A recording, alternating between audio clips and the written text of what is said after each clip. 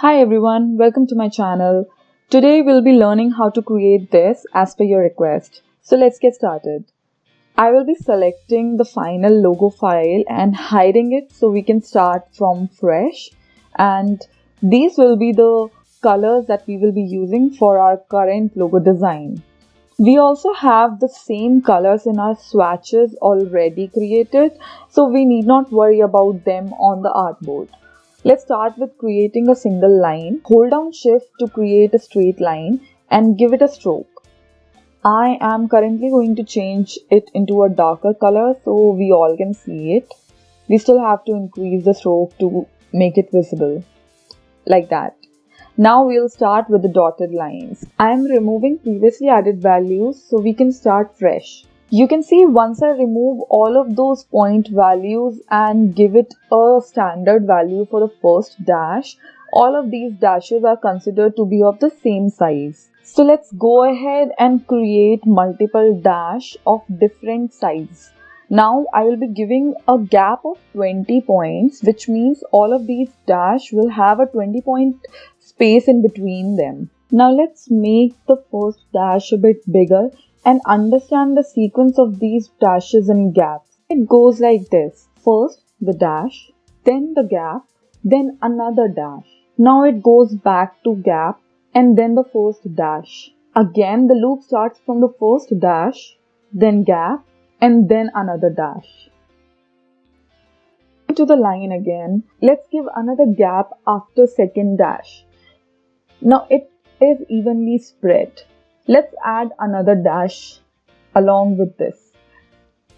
I'm going to reduce the size of second gap so it's a bit closer to the first line and it gives us a pattern of a line design. Then you can play around and create your sort of dashed line pattern that you want to create. Now I feel that I would like to have my first dash a bit smaller and the last dash a bit larger. So it starts from a small dash and then the actual pattern starts. Let's go ahead and round the gaps for this so all the dashed elements are now lined. Now I am using Ctrl C and Ctrl F to copy it in the same place and then rotating it 90 degrees by holding shift. Copy the horizontal line and paste in front, rotate it 45 degrees. Do it again but this time rotate for 90 degrees and that's how your basic shape is created. Now we will go under the effects and click on transform where the magic happens. Currently you won't notice anything, so let's go ahead and click preview and change these horizontal and vertical scales to a lesser number. This means that we are going to shorten it out. Now I'm going to create copies. You still won't see any change, although there is a kind of change you would notice on the lines. Now change the angle and see. As soon as you start changing the angle, the copies that you have created are being copied on the scaled percentage that you have given at the top. I can lower it down to change and make the kind of design that I want. But in order to scale it properly in proportion, you need to change both horizontal and vertical values. Now I am satisfied with this design. I can go ahead and change the angle to a lot bigger number to give it a pattern like this. But I am going to stick with the first one. Now we are going to give it a gradient to give it a more feel. Just like the fourth gradient color that we have on the screen right now, I'm trying to look for a gradient. Oh, there it is.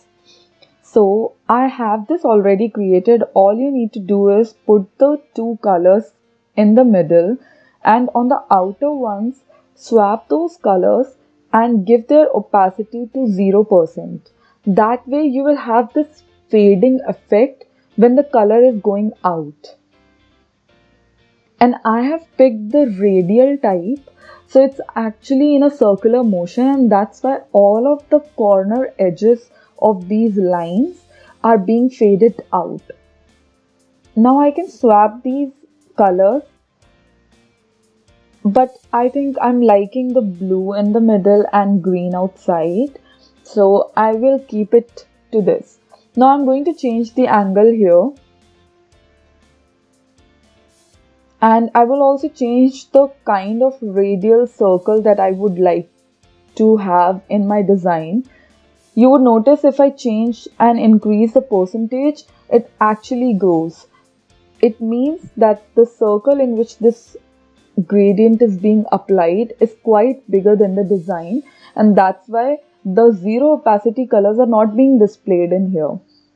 So I will fast forward this process and I will change this angle and the percentage of this radial circle to match all of these lines in a proportion.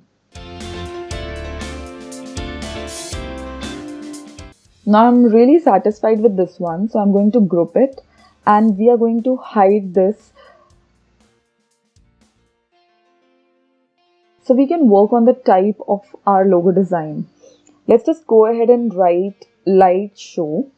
I'm simply going to give it a different size and that's it. I'm going to create a copy of it. Oops, created twice. Deleting it. Now we will go ahead and click on the perspective tool. You can do it from the toolbar on the left side as well, but it saves your last used perspective and that would not look good. I wanted to create a fresh one. Now let's just go ahead and see what we can do. I am going to elongate this side of the perspective so that we can actually use it for our logo design. I will create a separate video for perspective tool in depth, but for now you can just keep doing what I am doing in this video to get the same effect. Now once my grid is set, I will take a little longer. I will keep it in the position where I feel it's more promising.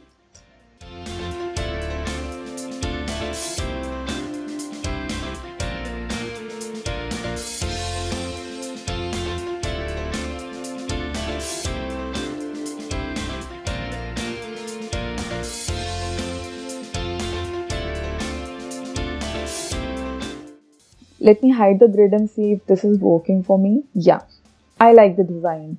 So we can go ahead and exit the perspective grid and work with this. We don't need this separate copy of our text. We are satisfied with this one. So let's go ahead and give it a color and start creating the lines on top and bottom of this text. It's so interesting that actually you can give a great effect with only the line tool. Let's just go ahead and give both of these lines a stroke.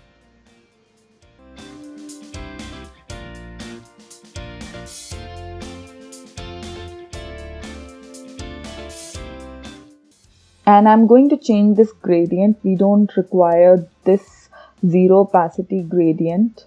So let's just remove the last ones and I'm going to give it linear, not radial, and I'm going to remove this fill. So that's how your line is going to look like.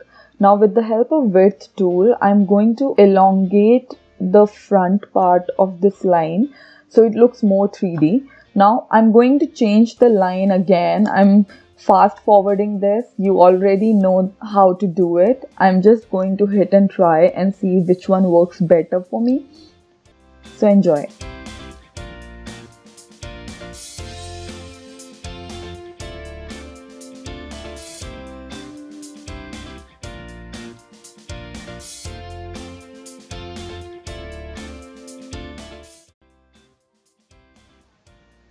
Yeah, I really like this one. So let me just go ahead and change the colors from green to blue. Yeah, this looks perfect. Now we can group this together and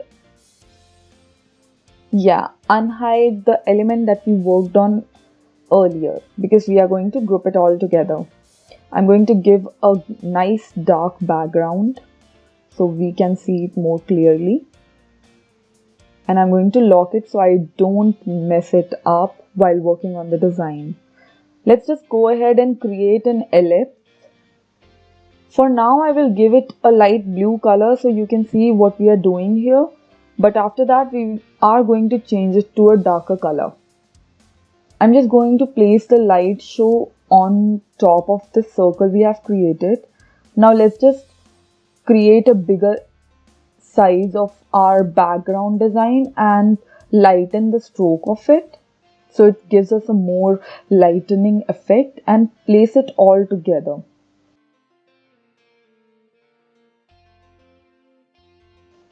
Now giving it back the dark color,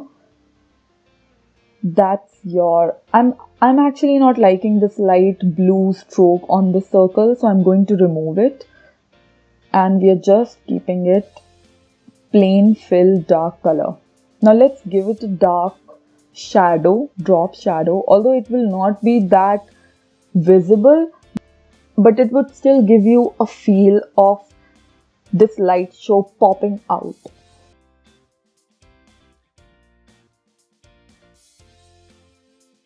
And that's your final design. I hope you all like it. If you want to see more videos like this, comment down below and let me know. Please subscribe to my channel and turn on the bell notification for new video updates.